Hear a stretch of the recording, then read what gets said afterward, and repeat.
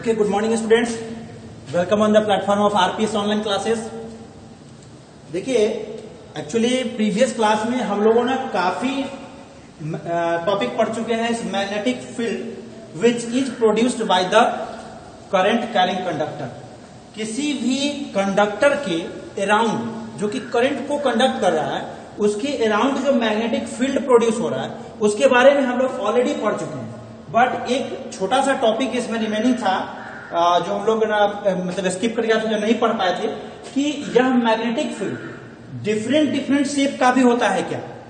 Of course यहां देखिए हमने इसे पहले इसे ड्रॉ कर दिया है क्योंकि इसे ड्रॉ करने में टाइम न बर्बाद हो, और उसमें टाइम हम लोग लेते हैं फिर जिसके वजह से क्या होता है कि हमारा वीडियो काफी बड़ा हो जाता है, टाइम ज्यादा लगता है उसमें। तो इसमें देखिए कि सबसे पहले हम लोगों ने पढ़ा कि जो मैग्नेट है वह मैग्नेट, उसमें भी सबसे सिंपल जो हर जगह अवेलेबल होता है, अपने लैब में भी अवेलेबल होता है, उसे बार मैग्नेट बोलते हैं।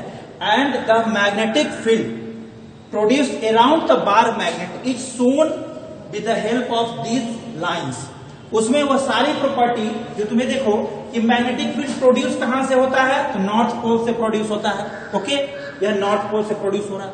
यह नॉर्थ पोल से प्रोड्यूस होने के बाद देखिए इसके एरो का डायरेक्शन देखो, आप सभी जगह इसके एरो का डायरेक्शन देखिए। यह एरो का डायरेक्शन इसको इस तरीका से लाता है कि यहां से एमर्ज हो रहा है, the magnetic field will emerge, या क्या कहते हैं originate at north pole and terminates at south pole. यह जो मैग्नेट का जो मतलब मैग्नेटिक लाइंस ऑफ फोर्सेस की जो प्रॉपर्टी है उसमें हम लोग इस चीज को पढ़ चुके हैं कि यह मैग्नेटिक लाइन ओरिजिनेट होता है नॉर्थ पोल पे और टर्मिनेट होता है, या इसको यह कह सकते हैं कि मर्ज होता है साउथ पोल। ओके, इसके इस लाइन के द्वारा देखिए यहां पर यह क्राउडेड ज्यादा है, यहां देखिए इस पोल पे ज्यादा क्राउडेड है, यहां इस पोल पे ज्यादा क्राउडेड है, बट इस पोल से दूर देखिए तो सेपरेटेड हो जाता है, इसके बीच की दूरियां बढ़ जाती है।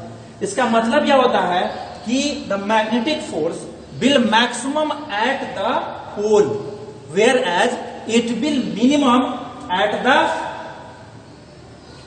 the other places rather than pole। इस पोल को छोड़ के दूसरे जगहों पर अगर देखा जाए तो इस मैग्नेटिक फोर्स का वैल्यू कम हो जाता है, बिकॉज वहां लाइन की बिटनेस सेपरेशन गैप आने लगता है। ओके, हम लोगों ने इस चीज को देख लिया, ठीक है। अब इस चीज को आप देखिए इस करंट कैरिंग कंडक्टर में, यह देखिए ये एक करंट कैरिंग कंडक्टर दिख रहा है आपको, करंट कैरिंग कंडक्टर दिख रहा है। इस करंट कैरिंग कंडक्टर में एरो ये जो शो कर रहा है, यह एरो हमारा करंट का डायरेक्शन है। तो करंट के डायरेक्शन में कहता है, मैक्सवेल का स्टेटमेंट है कि आप अपना राइट हैंड का थंब उधर रखिए जिधर करंट का डायरेक्शन है। तो देखिए करंट का डायरेक्शन इधर है, तो हमने क्या किया, एक मिनट, हमने क्या किया, अपना ये हाथ ऐसे रखा। अब यह कर्ल हमारी मुट्ठी जो बंद हो रही है, इस curl just curl of our hand will gives the direction of magnetic field produced around the current carrying conductor। यहां इस करंट कैरिंग कंडक्टर के चारों तरफ जो मैग्नेटिक फील्ड प्रोड्यूस हो रहा है वह सिर्फ और सिर्फ हमारे इस कर्ल के डायरेक्शन को बता रहा है। तो देखो हमारा मुट्ठी ऐसे बंद हो रहा है, यहां देखो इसके डायरेक्शन इस टाइप से दिए हुए हैं। तो ये हो गया magnetic field produced around the current carrying conductor. तो ये स्टेट क्या बोलते हैं उसको, स्ट्रेट करंट कैरिंग कंडक्टर है।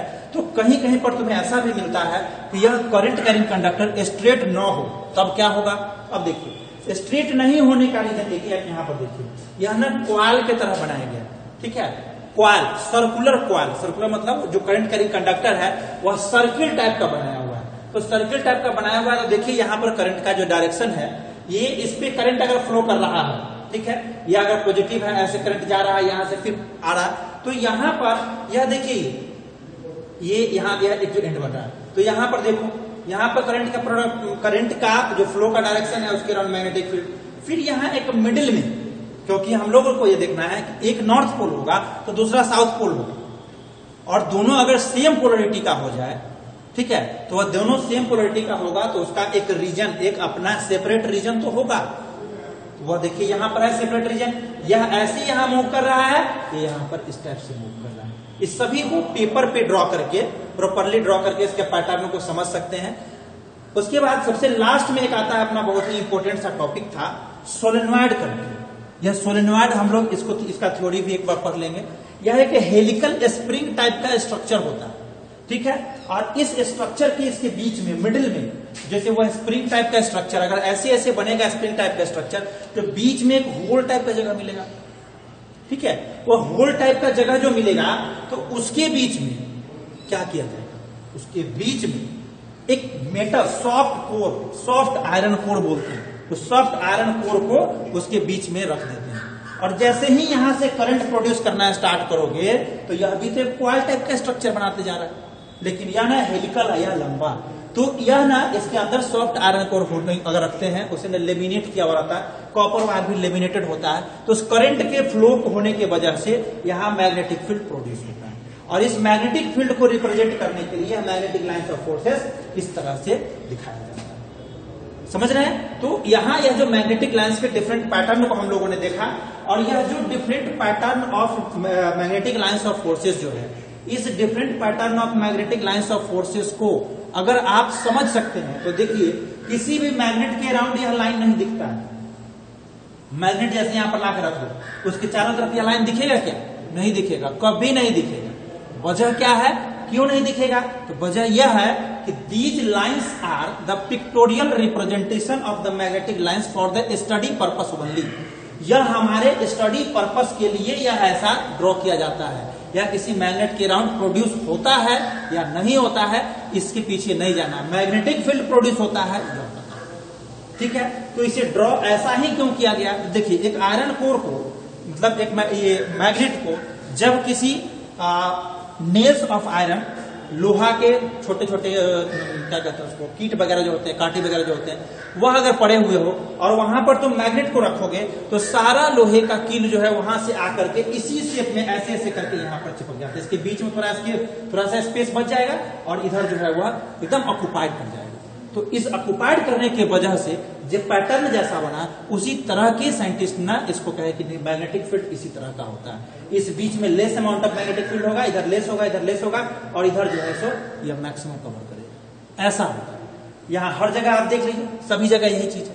अब दूसरी बात, वहां पर यह कहा गया कि मैग्नेटिक फील्ड कहां ज्यादा है, तो जहां पर वह आयरन नेल्स में सबसे ज्यादा अटैच्ड हुए थे। तो कहां पर अटैच्ड हुए थे? या तो यहाँ इस पोल पे या फिर यहाँ इस पोल पे। अब यहां इस पोल पे अटैच्ड होने की वजह से, यहां इस पोल पे अटैच्ड होने की वजह से, इस दोनों ही जगहों पे अटैच्ड होने की वजह से यह क्या है कि उस कील को, जो कील यहां अटैच्ड हो रहा है, उस कील को यहां अटैच्ड होने की वजह से ये आपको खुद पता चल जाएगा कि जहां मैक्सिमम नंबर ऑफ कील अटैच्ड है, it means at that place the maximum certainty और possibility of magnetic field will be there. जहां सबसे ज्यादा लोहे के कील अटैच हो रहे हैं या उसको अगर पुल करने जाए तो सबसे ज्यादा फोर्स वहां लगाने पड़ रहे हैं, उस जगह उसका स्ट्रेंथ सबसे हाई है, ठीक है। इस चीज को हम लोगों ने समझा। अब उसके बाद यह जो देख रहे हैं ये ऐसा एक प्रॉपर्टी में इसकी आती है कि magnetic lines will never intersect one another. यह मैग्नेटिक लाइंस ऑफ फोर्स जो है कभी दूसरे को क्या करेगा, कभी दूसरे को यह ना क्या बोलते हैं उसे, इंटरसेक्ट नहीं करेगा, कट नहीं करेगा। उसका वजह क्या है कि यह मैग्नेटिक लाइंस ऑफ फोर्सेस अगर एक दूसरे को कट कर दे, तो जैसे यहां लोहे की कील है तो उसको अट्रैक्ट करना है, यहां मतलब डायरेक्शन एक ही होना चाहिए, इधर भी अट्रैक्ट हो जाए, इधर भी अट्रैक्ट हो जाए, ऐसा नहीं हो सकता। It is not possible to any physical quantities having two और more than two directions always on any physical quantity, that is the vector quantity, which having one and only specified direction। कोई भी physical quantity के पास एक और केवल एक ही direction हो सकता है, उससे ज्यादा डायरेक्शन हो रहा है तो उसका कोई मीनिंग नहीं रह जाता है, वो एब्सर्ड कंडीशन हो जाता है, ठीक है। तो इस चीज को हम लोग समझ लिए और इस पैटर्न के हेल्प से हम लोगों ने इस चीज को देखा कि यह जो मैग्नेटिक लाइंस ऑफ फोर्सेस है अपनी प्रॉपर्टी को कवर करते हुए डिफरेंट डिफरेंट टाइप के शेप्स अगर बनते हैं तो डिफरेंट डिफरेंट तरह के magnetic lines of magnetic field का पैटर्न बनता है, ठीक है। यह पैटर्न अलग अलग होता है, ओके। इस चीज को देख लिए। नेक्स्ट क्लासेस में हम लोग इसके दो इंपोर्टेंट, नेक्स्ट क्लास में इसके जो कुछ इंपोर्टेंट डिवाइसेस है जैसे सोलेनॉइड, इसके बारे में फिर से पढ़ेंगे। क्योंकि सोलेनॉइड बनता कैसे है, इलेक्ट्रोमैग्नेट बनता कैसे है, उसका यूज क्या है, इसके बारे में फिर से पढ़ेंगे। और जो दो बहुत ही इंपॉर्टेंट टॉपिक है वो है इसका motor and generator. Actually examination में तो बोर्ड के अनुसार एक डिवाइसेस को वहां से क्या किया, रिप्लेस कर दिया गया है, बट हमने दोनों पढ़ेंगे क्योंकि वो हमारे आगे के एग्जामिनेशन के लिए काफी इंपॉर्टेंट है। सो यहां पर आप देख लो, इसको क्या करना है होमवर्क में,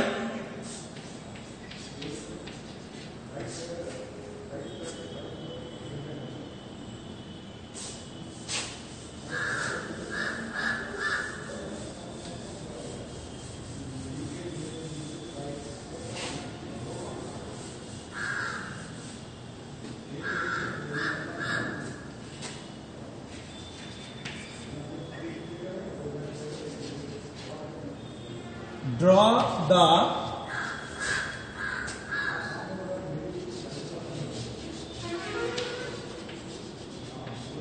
different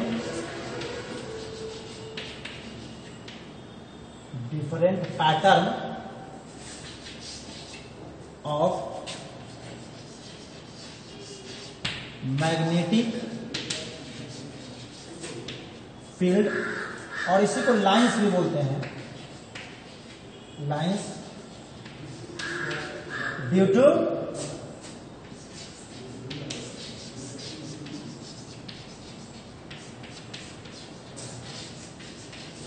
different type of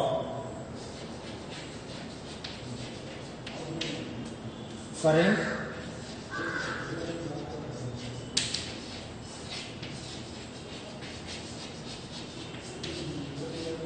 different type of current carrying conductor.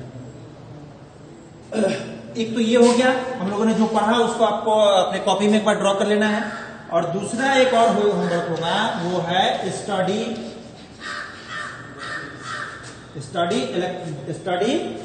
Devices, study motor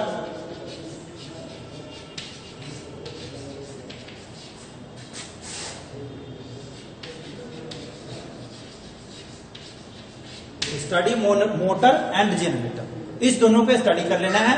फिर नेक्स्ट क्लास में हम लोग मिलते हैं, उसमें इसके हम लोग डायग्राम के साथ इस चीज को स्टडी करेंगे। ओके, तब तक के लिए थैंक यू।